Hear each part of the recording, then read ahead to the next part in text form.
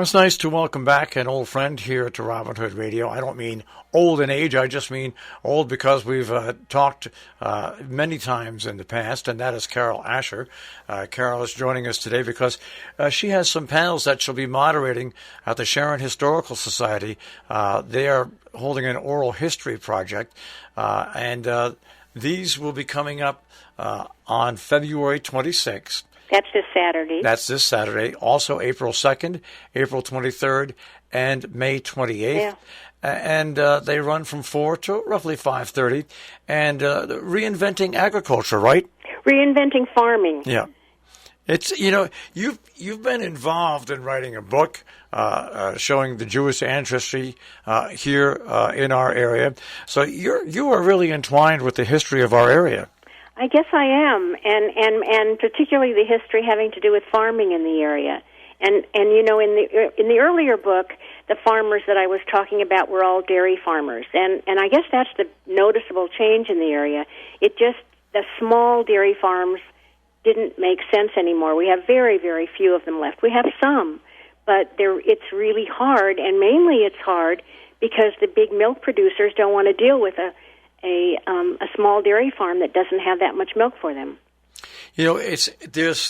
I went to school with Wally Chase and his brother, and they had a big dairy farm here in Sharon.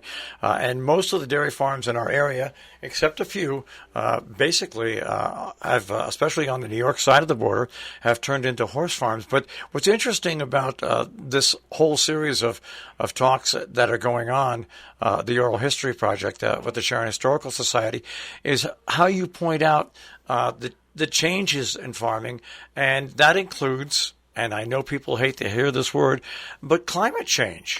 Well, that's what the topic is this Saturday night. It's farming in the context of climate change, and they may hate to hear it, but they know what it's like if they've experienced it, and the farmers in different ways have been experiencing it. We have everything from the tremendous, I don't know whether it was a tornado that went through Paley's farm market a couple years ago and just completely ruined their greenhouses. I drove past yesterday. They've rebuilt them, but that was a tremendous, tremendous shock. And so that's a kind of unmanageable aspect of climate change. And then to things like having to sugar differently than people have sugared in the past.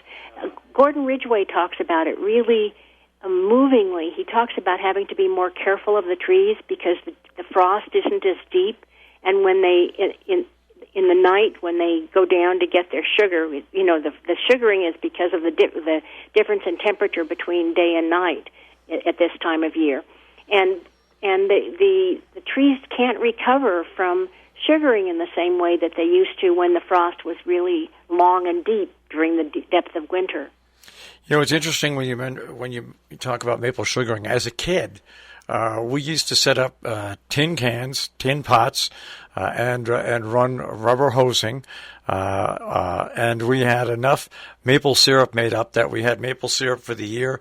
My grandmother would make maple syrup candies and cookies, and I remember as a kid, I was banished 1 year from going out and collecting the maple syrup because I would drink some of the syrup right out of the... Oh, wow. So they were sweet enough to taste because it's pretty... needs a lot of concentration to really get that wonderful maple sugar taste.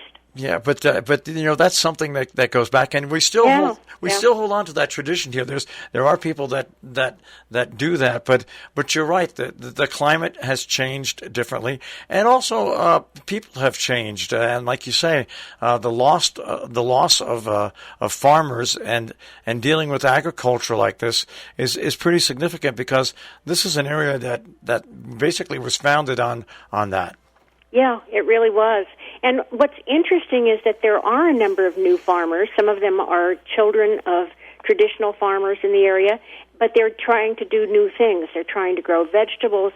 We've got a hops farmer who's never farmed before.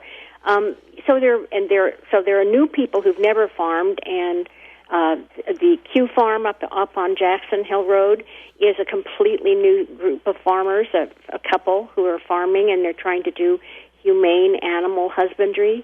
So there are people who don't know what it was like during the dairy farming years, during the old maple sugar years, and they're trying small things, trying new things, and making it work in new ways. They're not getting rich, but they are making it work. We're speaking with Carol Ascher, and Carol is hosting a series of panels for the Sharon Historical Society for their oral history project. The first one comes up this Saturday, February 26th. We're talking about the panel on farming and climate change, but there's also another one coming up April 2nd, April 23rd, and May 28th. Now, let's talk a little bit about your investigation and your research into this. Is there anything that's really surprised you when you've looked into the different topics that you're going to cover? Well, yeah, I guess I hadn't understood the mechanics as much as I do now. It's the fact that small farmers are pretty much locked out of the supply chains. The big supply chains have been really set up to deal with industrial agriculture, and so small farmers really have to figure out their own way of selling their products. So that's one thing that surprised me. Another thing that actually has surprised me a lot, and this I haven't found out as directly from the farmers, but from doing background research. In the 40s and 50s, people expected to spend as much as, let's say, 30% of their income on food. Now, even with restaurants, they spend up to 8% on food, and 3% of that is on restaurants. So the price of food has gone way down. That was intentional on the part of the Department of Agriculture, but it puts the small farmer at a real disadvantage, and people really have to, in a way, be educated again to spend money on animal products that have been raised humanely, on vegetables that have been raised in soil that is organic, and so on. So one of the things that's both surprised me and that I feel more strongly about than I ever knew I would is how people need to spend more money and more thought and more caring on the food that they put in their mouths. Once again, Carol Ascher has her first panel coming up this Saturday. It runs from 4 to 5:30. The Sharon Historical Society, part of their oral history project, and it's dealing with farming and climate change. Carol, I'm sure we'll be speaking with you later on about your other panels that are coming up at the Sharon Historical Society. But it's good to touch base with you again, and enjoy the rest of the winter as we head into March. Thank you, Marshall, and thanks for checking in with me. Always appreciate it.